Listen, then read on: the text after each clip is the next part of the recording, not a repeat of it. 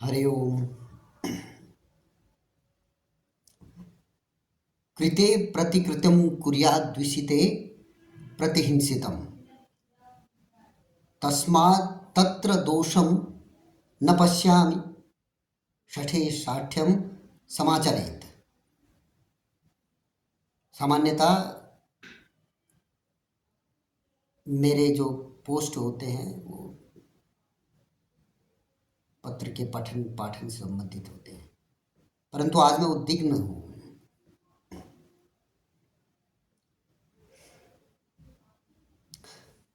तू हिंदू है ना, तेरा ये अपराध अक्षम्य है, तेरी मृत्यु के लिए पर्याप्त है। हिंदू होना क्या तेरा अपराध है?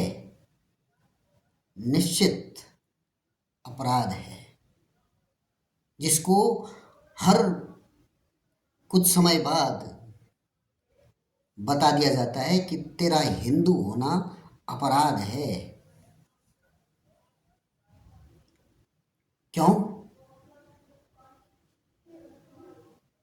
आज की जो कल की जो घटना हुई थी, निरपराध सैलानी पर्यटक जो कश्मीर में गए हुए थे, नाम पूछकर, उनकी अगर नाम से पता नहीं चल रहा है तो फिर एक और तरीके का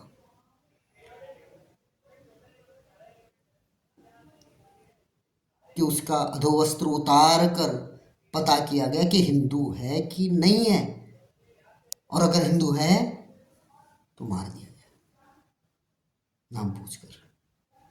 मतलब क्या हुआ? तू हिंदू है तो तेरा इतना अपराध काफी है कि तुझे मार दिया जाए। यदि सजा मिली है तो इसका मतलब अपराध भी हुआ ही होगा। निश्चित अपराध हुआ है, निश्चित रूप से अपराध हुआ है। केरल में हिंदू मरता है तो कश्मीर वाले को कोई फर्क नहीं पड़ता, पड़ा भी नहीं। कश्मीर में मरता है तो पश्चिम बंगाल वाले को कुछ फर्क नहीं पड़ता। बांग्लादेश में मर रहा है, दिल्ली वाले को कोई फर्क नहीं पड़ता, पंजाब वाले को कोई फर्क नहीं पड़ता। कुछ भी बहाना बना के तुम्हें मार दिया जा सकता है। तुम्हें तुम्हारा जो अपराध है पता क्या है? ये तो हमें बता दिया जाता है कि हिंदू होना तुम्हारा अपराध है, चीख चीख के बताया जा रहा है, परंतु वास्तविकता में जो अपराध हमारा है वो ये है कि हमें बड़ी आसानी से जाति, भाषा, प्रांत, जगह, काले, गोरे, उत्तर, दक्षिण, उन सब में हमें वर्गीकृत करके बांट दिया जाता है। इसीलिए तो केरल वाले को बिल्कुल फर्क नहीं पड़ता कि कश्मीर में क्या हो रहा है, क्योंकि उसके लिए कश्मीर का हिंदू कोई मतलब नहीं रखता। फिर इतना बांटने की क्या जरूरत पड़ती है? और ये बांटने वाले हैं कौन? जो जो बड़ी आसानी से तुम्हें कहते हैं कि तुम्हारी जाति ये है, तुम्हारा क्षेत्र ये है, प्रांत ये है, तुम्हारी भाषा ये है, तुम्हें अपनी भाषा के लिए लड़ना चाहिए, अपनी जाति के लिए लड़ना चाहिए। ये कहने वाले हैं कौन? ये उन्हीं के लिए काम करने वाले लोग हैं जो अलग अलग टुकड़ों में बटे हुए हम लोगों को एक एक करके निपटा रहे हैं। नाम पूछ के तू हिंदू है, गोली मारो, खत्म। सोचो ये कितना ऑर्गेनाइज्ड क्राइम चल रहा है। तुम्हें तुम्हारे सामने दिखा दिखा के मारा जा रहा है कि उसी के तुरंत बाद कुछ कैंडल मार्च वाले आ जाते हैं, कुछ ह्यूमन राइट्स वाले आ जाते हैं, कुछ तुम्हें जातियों में बांटने वाले आ जाते हैं, कुछ किसी तरीके से तुम्हारा आपस में वैमनस्य पैदा करने के लिए कोई भी बहाना बना दो कि भाई वक्फ बिल पास हो गया इसलिए हमने तुम्हें मार दिया, और तुम लोग जस्टिफाई भी करने लग जाओगे। अरे भैया, तमिलनाडु वालों ने वक्फ बिल का समर्थन नहीं किया, क्यों मारे जा रहे? पंजाब के 13 सांसद, 20 के 20 सांसदों ने, यानी पूरे पंजाब ने समर्थन नहीं किया। मेजोरिटी कर्नाटक ने समर्थन नहीं किया, क्यों मारे गए? वहां पर पूछा कि तू किस प्रांत से आया है भाई? अगर पंजाब से आया तो तुझे नहीं मारते, नहीं। पूछा तमिलनाडु से आए तुझे नहीं मारते, नहीं। क्या पूछा? तू हिंदू है, मर। क्योंकि कवर अप करने वाले बैठे हुए हैं, कवर अप करने वाले बैठे हुए केरल वाले को बिल्कुल भी एहसास नहीं होने देंगे कि भाई कल का तेरा नंबर भी आने वाला है। वो ये पूरी स्ट्रेटजी का पार्ट है। यानी ये सब मिले हुए हैं। ये जो पहले ये कांड करते हैं, कहते हैं कि इसका ये नहीं है जी, इसका आतंकवादियों का फलाना नहीं होता जी, हैं, मजहब नहीं होता, हैं, ऐसा कह कह के इन दुर्दांत अपराधों के ऊपर जो पर्दा डालते हैं, वो कौन है? वो अपराधी नहीं है। फिर सुप्रीम कोर्ट में बैठ जाएंगे। सुप्रीम कोर्ट में कैसे कैसे लोग बैठे हुए हैं, अब पता चल रहा है।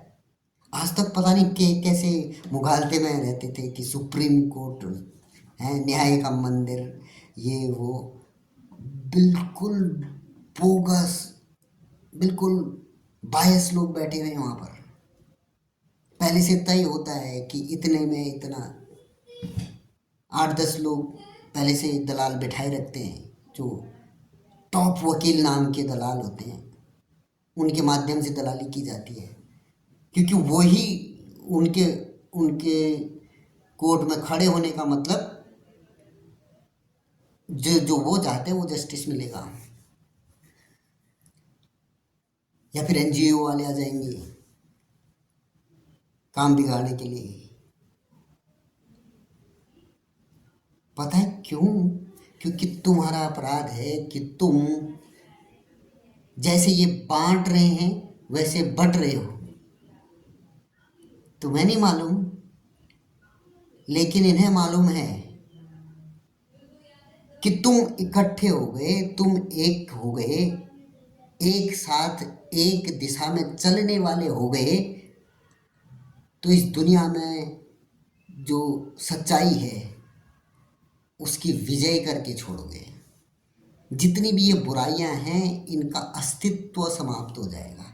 इनको मालूम है, इसलिए इन्होंने अलग अलग ग्रुप बना रखे हैं। कोई मारने वाला है, कोई फिर उनको उकसाने वाला है, कोई कुछ कहने वाला है, कोई कुछ कहने वाला है। और अंततः आप जो है अपने अपने जिस स्थिति में ये रखना चाहते हैं, आप उस स्थिति में रहते हो तब तक, जब तक आप अपने आप को बहुसंख्यक होने का जश्न मना रहे हो।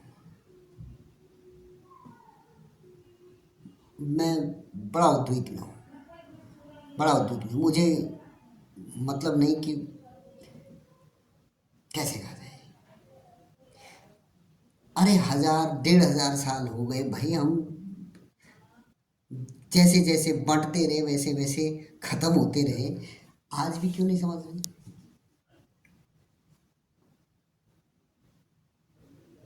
सरकारें क्या कर लेंगी? अच्छा, एक बात मेरे ध्यान में आई कि कहते हैं कि ये अभी तो हमने 303 दे दिए या 240 दे दिए, 282 दे दिए, कर क्यों नहीं रहे हैं?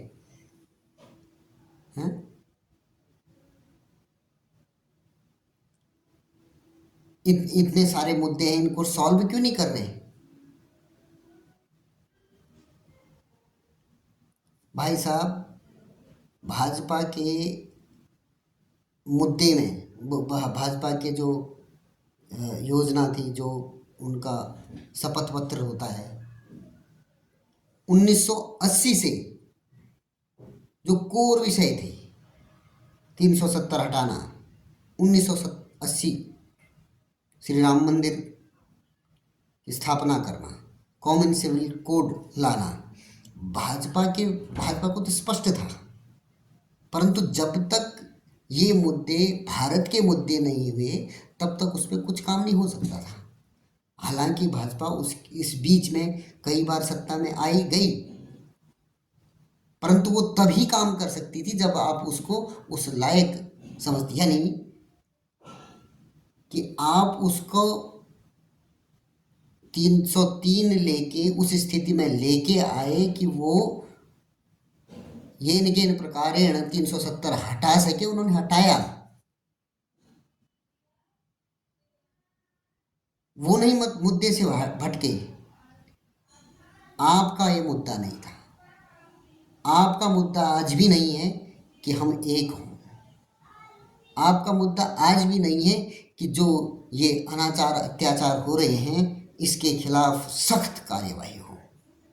आपका मुद्दा आज भी नहीं है कि जितने भी आतंकवादी हैं घर के अंदर बैठे हुए, जो हमारे सामने, भले वो कोर्ट में जाके काले कोट पहन के हमारी अस्मिता का हनन करते हों, भले वो अन्य अन्य तरीकों से हमें बांटने काटने का प्रयास सामने सामने कर रहे हैं, किसके लिए खेल रहे हैं ये तो पता करो। वो हमारे नहीं है, हमारे लिए नहीं है, वो उनके लिए है जो आपको धीरे धीरे समाप्त कर रहे हैं। जब तक वो आपका मुद्दा नहीं होगा तब तक कुछ नहीं हो सकता। इसलिए उद्विग्न होना एक बात है, परंतु फिर भी हमें अपेक्षा करेंगे कि जिन्होंने ये भी दुर्दांत हत्या किया है, जिन्होंने भी, उनकी 7 पुश्तें ये याद रखें कि इसका अंजाम क्या होता है। और मुझे विश्वास है ऐसा कुछ न कुछ तो अवश्य करेंगे। इसकी कीमत सबने चुकानी पड़ेगी। हम लोगों के लिए बड़ा दुख का दिन है। कुछ काम ऐसे हैं जिसके लिए सबने जो आगे लगाया हुआ उसके पीछे खड़ा होना पड़ता है। उनमें से एक काम जो कल परसों जब भी होगा, वो क्षण आने वाला है। तब पता चलेगा कि ये जो कहने वाले हैं या जो कैंडल मार्च निकालने वाले हैं, जो जो रोष प्रदर्शन करने वाले हैं, उनकी वास्तविक स्थिति तब पता चलेगी। क्या हम इस कठिन क्षण में अपने नेतृत्व के पीछे खड़े होने की क्षमता रखते हैं, या अभी भी विद्वेष भरे हुए हमारे जो विद्वेषपूर्ण व्यवहार है वो अभी भी रहता है।